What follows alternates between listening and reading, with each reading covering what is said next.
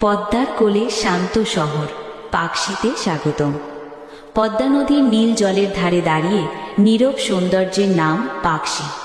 প্রকৃতি আর ইতিহাসের মেলবন্ধনে গড়ে ওঠা এই জনপদ যেন সময়ের স্রোতে ভেসে চলা এক শান্ত কবিতা।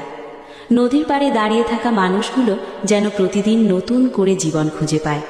পাখির কিচিরমিচির, নৌকার বৈঠার ছলাচ্ছল শব্দ, সব মিলিয়ে পাকশি মানেই প্রশান্তি। পাকশির বুক চিরে দাঁড়িয়ে আছে ইতিহাসের গর্ব হার্ডিঞ্জ ব্রিজ। ব্রিটিশ আমলে নির্মিত এই লোহার সেতু শুধু একটি যোগাযোগ মাধ্যম নয়, এটি পাকশির পরিচয়, গর্ব আর ঐতিহ্যের প্রতীক।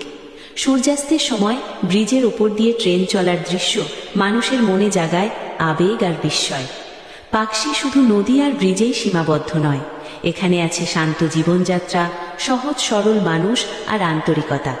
গ্রামের পথ, সবুজ মাঠ আর পদ্মার বাতাস সব মিলিয়ে পাকশি যেন এক জীবন্ত ছবি।